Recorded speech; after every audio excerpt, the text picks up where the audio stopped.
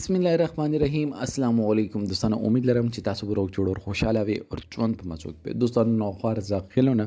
ډیره زیاته افسوسناک او دردناک واقعه رامخته شوې ده خزا خپل خاوند او هغه ملګری د لاسه ډیره زیاته بې دردۍ سره بې رحمۍ سره قتل شوله اخر دغه غلطي سوا اخر دینه داسې څه ګناه شوی و چې دغه خاوند خپل ملګری ځان سره وستي دوستانو د بارے کې ټول معلومات په دې ویډیو کې شیر کوو او کدا ټول معلومات باندې ځان خبرول غواړي مونږ ویډیو ځان تر اخره پورې وګورئ او چې کوم ملګری مونږ په چینل باندې نوی دي هغه د مونږ چینل ما خزان سره سبسکرایب کی ټاله نشان دی وای تاکي مونږ راتلونکي معلوماتي ویډیو هغه ته په اسانه سره ملاوي شي دوستانو دا واقعیا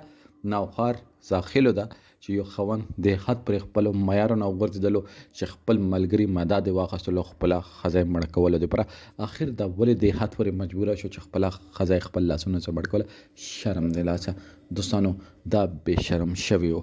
دغه خپل خزه باندې غلط کار کولو کوشش وکړو هغه انکار وکړو چې زه به مړه شم خو غلط کار به ونه کوم دغه خپل ملګری وته راوستي چې دغه څه غلط کار وکړه د خزه انکار وکړو دوستانو چې یو سړی کلی مالات کې اوسېږي چې سل کسانې پیژني چې دا څوک دی دغه نسل څه دی دغه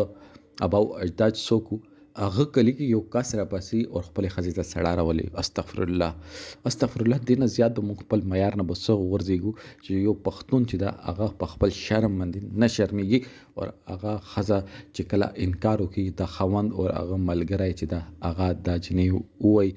هغه نه بعد څه غلط کارو کې د خزه وته یي چې زب اوس ټول کلی ملاته يم هغه دواړه ویریږي او د خزې سره په مری کې وته پټه واچي او تا مړه کی دوستانو یو پښتون چې درون پښتونو ډیر ترنه مشرانه نن هغه پښتنه چې دی هغه د حد پر ورزيدلې دي چې خپل شرم باندې نه شرمېږي دغه خوند پولیسو ته بیان ورکړو چې ما ځین کې دا چې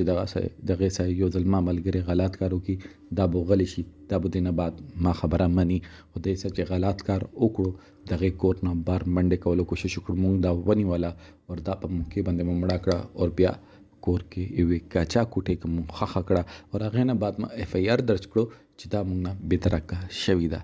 دوستانو پولیس په پوښو پولیسو چې کله دغه څه ملګری تنه تلاړل هغه په ټوله واقع باندې ورسېدل هغه ایکسپیرینس وی او دای په موقع باندې گرفتار کړو دغه ریمانډ واخصلو نو دوی ارس پلاو منل د خزه پوسټمارټم نه بعد دا خبره واضح شوه چې دغه ملګری وسه بدفعلی کړی و دوستانو دا هغه درون پښتون